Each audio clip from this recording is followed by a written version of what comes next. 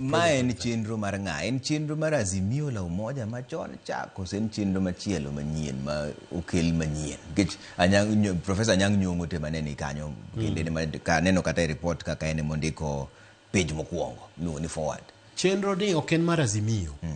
Chenro ni en mar President William Ruto. No wacho ni koyiere president kani winjo kaka no wuoyo to gima no kwongo chande ni okawo uchumi marach. Koro ing'eni samo uchumi rach makata mana pillars kata sigingi manyalo mako uchumi pod yom. Ok inya chako wacho ni to wadhi ng'iyo mbele nang'o. Ikuonge tego ka. Ang'o ma no kwongo tego. Mokwongo ne wan gi peke yore mag dollars ma ne chando wa ng'iyo mwandu oko no kwongo temo rieyo. Weche mag mafuta mane koro ji riedo gi kibuyu kadwa kawo mafuta e petrol station nikech ne wan gi ng'ikruok e yore mag kaka wanyalo chungo uchumi wa no temo loso.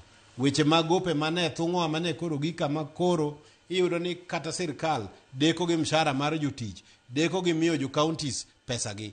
Oland ni Kenya en achiel kuom pinje 6 mane guchulo gowi ne dhi tamo. Ne magi ne kiondko mane okwongo ogorego. Kano osegore kod gigni 2-3 mokwongo. Kano koni koro nyaka par mabor. Nikech jatelo maber en mang'iyo makawuono to ng'iyo makiny. Ere kaka dwa nyalo neno ni to mamoko ma pod otamogi wanyalo loso nade. Kano luongo Nyong'o.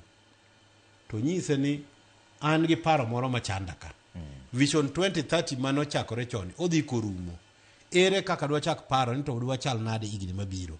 Koro dhi bede ga put ni moro matin gi jo rieko ahinya mani uriwo chien kacha mondo usume paro mondo wachak loso gimiluongo ni sigingi kata foundation mar loso chenro kaka wadwa dhi kaka jo Kenya mbele. Mae kama ne koro gibiro gi report gi mawacho ni Kenya ne third world country. To kinde ma ochopo higa mar 2014 koyiero Uhuru Kenyatta notimo gimoro miluongo ni rebasing mar mwandu wa mar jo Kenya kata GDP. Mane Kenya koro ne kwano kaka a lower middle income country. Tiende ni koro no golwa e kidieny ma piny mogik oketwa mediere. Mamano ben gima ber nikech koro ne onyalo miyo serikal thuolo kodwa timo weche mag dongruok to nyalo dhi ola mar chiro ma pinje mamoko modongore dhiye. Mak mana ni embo biro gi pek ne nikech kony mimiyo pinje modhier mogik koro ne waonge go. Kata kamano ne okonyo ya uchumi. Mano nyiso ni piny ne beto dongore ki ipimo gi chien kacha. Kata kamano ok wasego atwa maber, gope wose medore kendo jo piny osebedo ka ywak ni pek nitie. Kit ngima dhano ma ja Kenya kawuono ni dhano dak mana higni 64 titho. Pinje mwalieko first world mantiere ripodni kaka Singapore dhano dak higni 84.